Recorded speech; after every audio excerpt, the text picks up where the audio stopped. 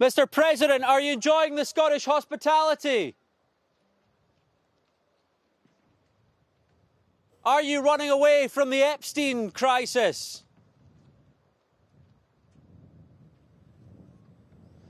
Well, there we have Donald Trump himself, the moment that we have been waiting for, the glimpse of the US president here on the course that he owns, that he boasts is the best in the world.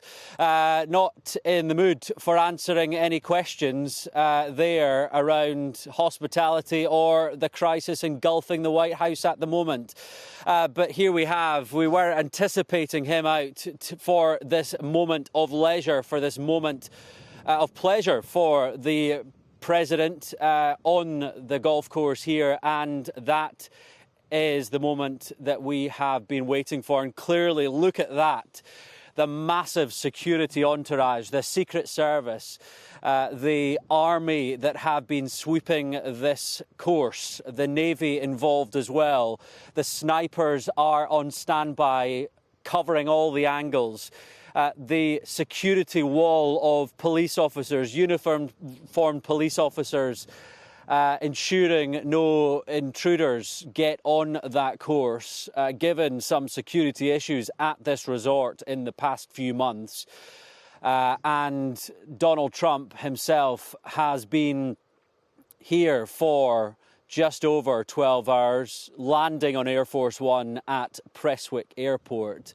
And today was always billed as the day that he took to the course to enjoy this moment before the talk turns to politics. Tomorrow he is expecting to have a date with the US Commission, the EU Commission President Ursula von der Leyen, before attention turns to the UK and the arrival of Sir Keir Starmer, discussion of lunch and talk of dinner as well. Donald Trump, the businessman this weekend, wanting to show off these premises and solidify that bromance that he has with the Labour leader, Keir Starmer. And this will be the first of potentially many moments today and over the course of this weekend that we lock eyes with Donald Trump. We understand from the White House there are no official engagements from the president today.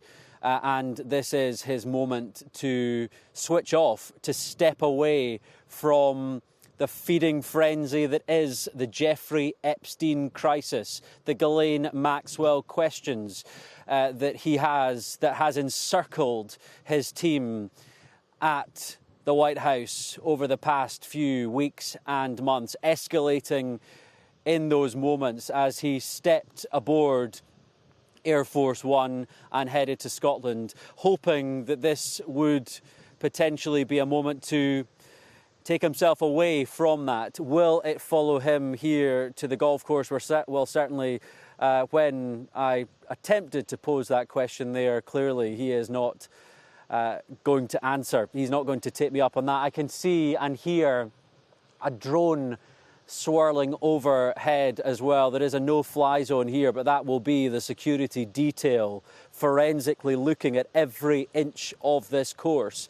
And what an operation it is. Up to 5,000 officers from across the UK drafted in for this, the biggest deployment since the death of the Queen in 2022. And I think it's worth pointing out the difference from when Donald Trump, the president, last occupied the White House and was last here at Turnberry on this course. There was no massive security fence around the perimeter of the course, and now there is. Is that an insight into the concerns, the security concerns, given that attempted assassination on his life during the US election campaign last year? And then clearly there is the discussion of the protesters.